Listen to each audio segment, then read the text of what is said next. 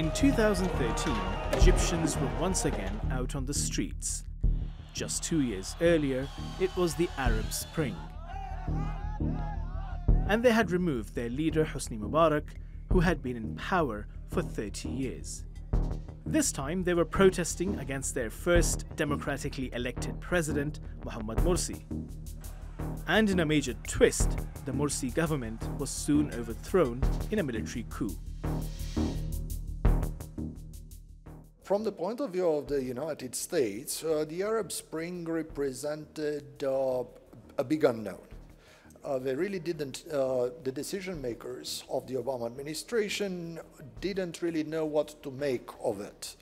And so they were pulled into opposite directions. On the one hand, a lot of the people that were being replaced in the Middle East were actually American allies, and perhaps chief of all, Hosni Mubarak.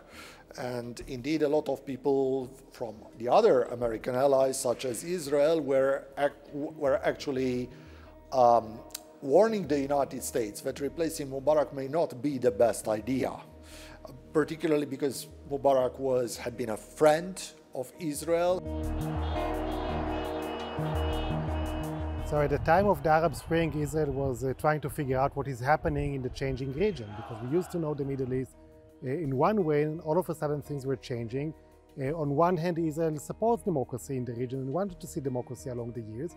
On the other hand, it was concerned about the rise of political Islam and what that may mean for a long-standing relationship that Israel had with countries in the Middle East that had peace agreements with, namely Egypt. Egypt was the main ally at the time, a strategic partner. And as Egypt fell into turmoil, its hard-fought democracy was suddenly lost in the detail, at least in most eyes. When we look at the other countries, for example, the situation of the United States, the approach of the United Kingdom and others to the Egyptian matter after the coup, they all took the national interests at the first glance, and then they went into close relations with the new government, the military government, just after the coup, and they just went on. They didn't think how the quality of democracy is affected by the coup or not. But Turkey approached, even if it was against the national interests, they kept on insisting the principles of democracy during that time. It was a difficult decision, I think, that Turkish decision makers had to take. There was a lot of worry in every single aspect, from every single institution. Because right before the coup attempt against Morsi, there was also threats against Erdogan government based on several issues. But at the end of the day, Turkey felt the necessity to support the will of the people of Egypt. Then Prime Minister Erdogan publicly announced his support for the people. Discussion in Ankara at that time was which way would be, well, it was not which way would be safer for Turkey or for Turkey's interest, but rather which position would be principally correct. So since the beginning of the Arab Spring, it was the Turkey's position to support the will of the people.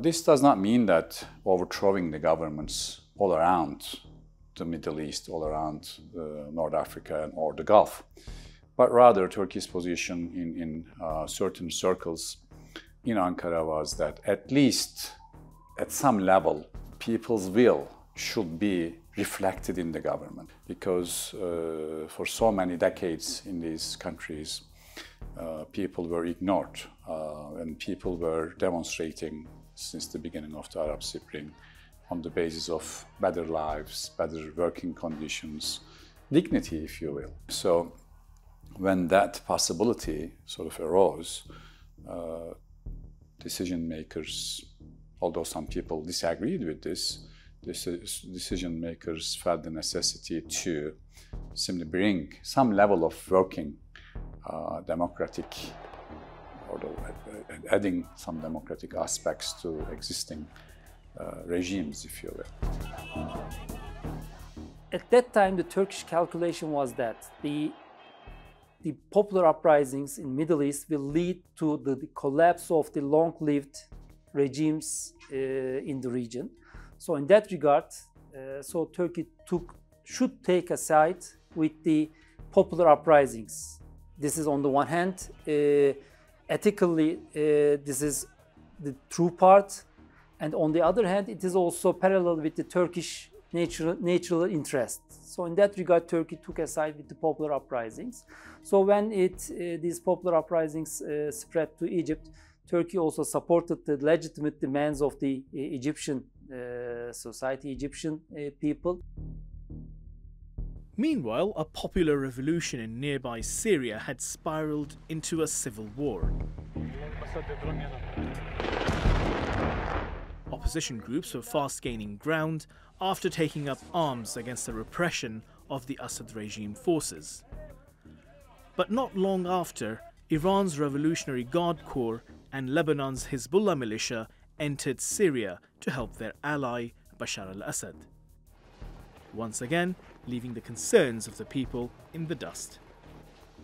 First of all, Turkey preferred to take part as a member of the coalition, which is especially supporting the opposition parties against the Bashar al-Assad regime during that time. But at the first stage of the conflicts, Turkey preferred to keep contact with Bashar al-Assad as well, and called Bashar al-Assad couple of times to organize transparent elections, and Turkey officially will support those elections, and the government also. But when these all attempts are refused by Bashar al-Assad regime, then Turkey changed part and just preferred to take part within the coalition, and then started to give direct support to the opposition.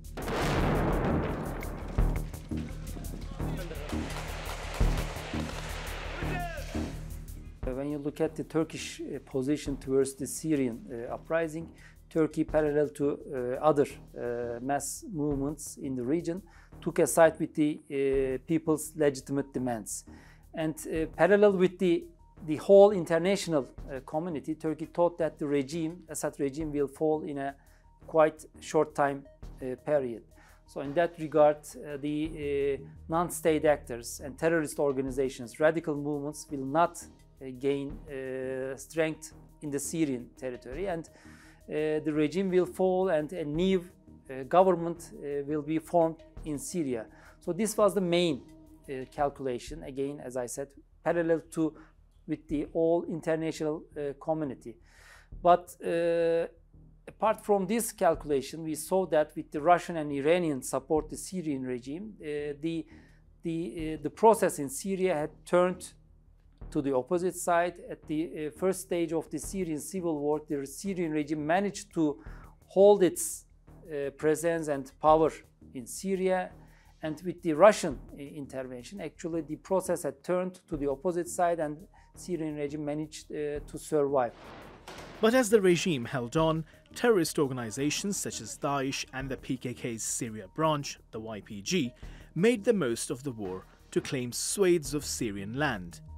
And the effects were soon felt across the northern border. So this was not the main Turkish calculation, and with the extension of the Syrian conflict, we saw that the central authority, the power of the central authority had diminished, and some non-state actors and also terrorist organizations, mainly radical organizations, gained some influence on the Syrian territory, and this was a direct threat to Turkish security.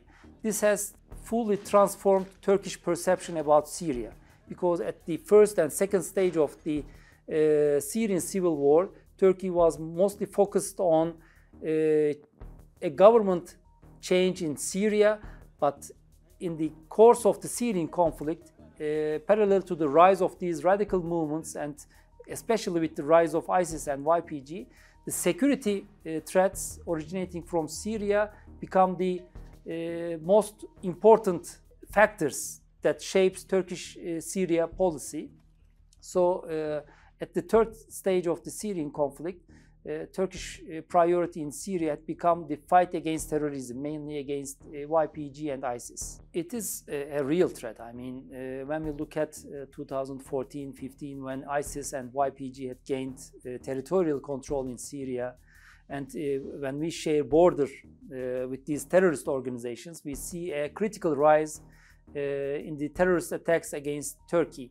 ISIS was shelling border towns and also conducting terror attacks in Istanbul, in Izmir, and in Ankara. And also YPG and PKK was also attacking Turkish territories. So it was a real threat. And parallel to that, YPG, as an extension of PKK, is an organization, is a terrorist organization which Turkey is fighting for more than 30 years, 40 years. So it is a real threat. And the PKK, YPG made state, a federal state in Syria, is not a security threat, but a strategic threat for Turkey in the long term, which could threaten the Turkish territorial integrity and political unity. Soon, the United States intervened in Syria to target Daesh while supporting the YPG terror group. And Iran also sought to expand its influence, but not entirely for Syria. Iran was very ambitious in Syria because Iran's ultimate goal is to have a lead to Mediterranean. And I want to remind you that 2006, Hamas, Hezbollah, Iran and Syria were very allied with each other and working efficiently. This alliance was working very efficiently. It was Shia Crescent, and the ultimate goal of Iran was to have a lead to Mediterranean. When we look at the Iranian approach to the matters in the region, I think coming from the historical background, the national objectives of Iran is based on the sectarian approach, first of all. So they try to construct a kind of Shia crescent in the region, and they try to protect their influence by using these sectarian backgrounds of the people. So still, that's why they have good connections with Bashar Assad regime in the region, and they try to insist on trying to support regime forces against the opposition and the civilians in the region. That's why. Of course, these two countries are the regional powers in the region, and there is a competition between them without any conflict. But we can see that as other global powers, Iran is also being involved heavily in those hybrid conflicts. Another scene of Iran's meddling was neighboring Iraq, which past US failures had already been placed on shaky ground. The US intervention into the other countries did not only cause the problems about the Turkish security, but the regional security problems as well. So in this sense, the US intervention into Iraq just targeted the unitarian structure of Iraqi state itself, and that caused the birth of more than one non-state armed actors in the region. That included the insurgency movements, the terrorist groups, and so on. So, in the second, following the second intervention of the United States into Iraq in 2003, you know, this became some sort of pulling factor for the radical groups to come into Iraq, fight against the US invasion. And this course just led a lot of foreign terrorist fighters to come into Iraq, and ended up with the emergence of ISIL. So, you know, the ISIL just emerged as an domestic insurgency movement within Iraq, or the continuation of the Iraqi insurgency. But then that organization became a hybrid terrorist organization threatening the regional security. And as the ISIL claimed some territories in Iraq, in Syria, then this became some sort of legitimate cause for the United States to fight this organization together with other non-state armed actors.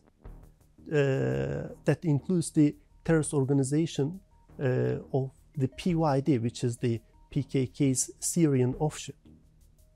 And this has turned to some sort of multiple unconventional threats right along Turkish border in more than 2 countries.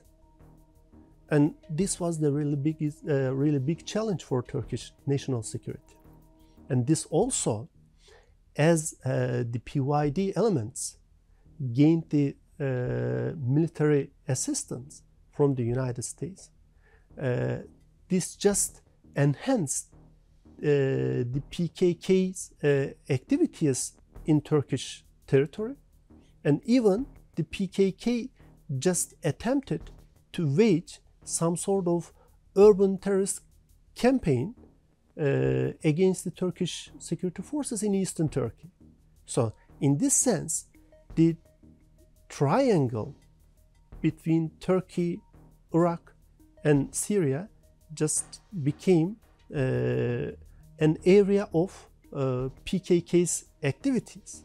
So we cannot take the ISIL as an alone threat. We need to attach the PKK, the PYD, and all other ideological and organizationally sisters groups to the PKK as at the same level of threat as the ISIL is. On the other hand,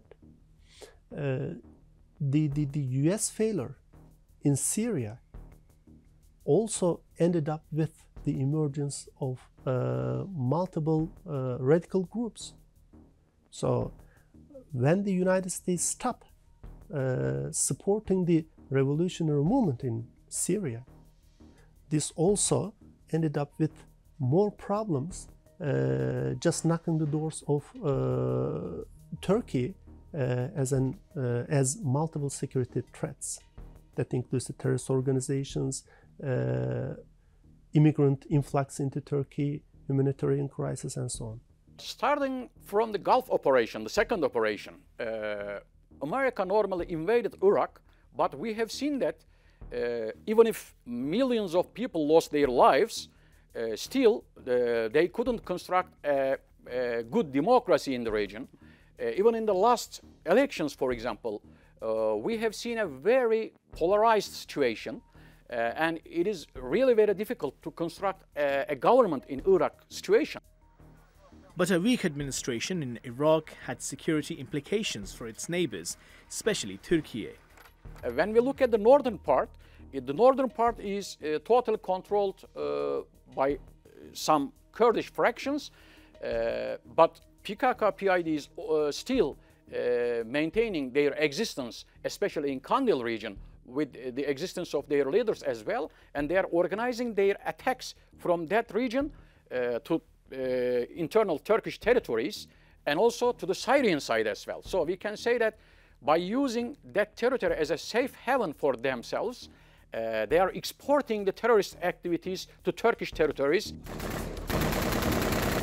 Yet another war theatre that Ankara was closely monitoring was Libya, which seemed to follow the Iraqi trail almost a decade down the line. Kaddafi yönetimine karşı, Kaddafi'yi bir anlamda devirmeye karşı bir araya gelen gruplar, Kaddafi sonrası döneme dair bu birlikteliği maalesef sergileyemediler. Yani birlikte bir geçiş dönemini başarıyla, diğer örneğin Tunus örneğinde olduğu gibi başarılı bir geçiş dönemi gerçekleştiremediler. Ama buna rağmen Libya'da 2012 ve 2014 yıllarında önemli 2 seçim gerçekleştirildi ve bu özellikle işte 40 yılı aşkın bir süredir sadece Kaddafi yönetiminde idare edilmiş bir ülke için önemli bir demokrasi tecrübesiydi ve Libya halkı 2012 ve 2014 seçimlerinde büyük bir demokratik olgunluk gösterdi ve Libya'nın kendi yönetimine, kendi iradesiyle karar verebileceğini açık bir şekilde uluslararası topluma göstermiş oldu. Ancak bu süreçte de beklenen birlikteliğin tam anlamıyla sağlanamadığını görüyoruz. Özellikle 2014'te Halife Hafter'in özellikle Kaddafi sonrası dönemde Libya siyasetine dahil olması ve 2012 sonrası seçimlerde oluşan parlamento ve halk iradesine karşı darbe girişimine kalkışması Libya'yı bir iç savaş sürecine sürüklemiş oldu. 2014 yılı itibariyle 2 başarısız darbe girişimi gerçekleştirildi ve bu süreç içerisinde Libya'da ciddi politik istikrarsızlık ve güvensizlik ortamının oluştuğunu görüyoruz. And as Libya slowly crumbled under a failed revolution, another took place far north in Ukraine. In early 2014, the pro-Russian government was ousted, but it came at the cost of Crimea, which Moscow annexed almost immediately, and with little warning. Europe now had a conflict at its gates. Well, Russia's annexation of Crimea obviously has created a lot of security concerns across Central and Eastern Europe. Now, these are countries that have traditionally had Russian influence over them, or even fallen under a Russian sphere influence. So many countries are looking back at history as an indicator of what Russia's intentions might be.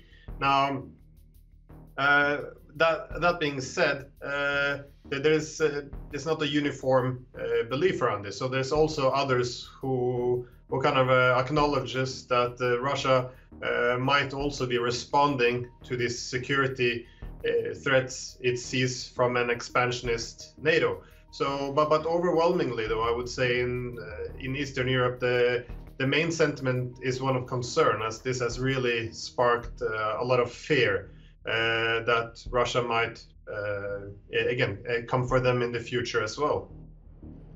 The potential consequences of the Russian move into Crimea has also been a concern for Türkiye, its maritime neighbor. In Black Sea region, as Russia expand its military activities towards, Turkish maritime or Turkish, the land borders, this is a conventional threat that Turkey is pursuing. So in this sense, Turkey will definitely keep its presence, maintain its policy to support the territorial and the political unity of Ukraine. Relations had soured over the 2010 Mavi Marmara incident, when Israeli commandos raided a Turkish aid flotilla carrying relief goods for the blockaded people of Gaza. In 2013, Israel expressed regret over the incident and agreed to compensate the families of the deceased. It paved the way for restoration of diplomatic relations between the two countries. But the days ahead were destined to show just how volatile this region remained. And this regional instability fueled domestic security challenges that would later culminate in the July 15 coup attempt.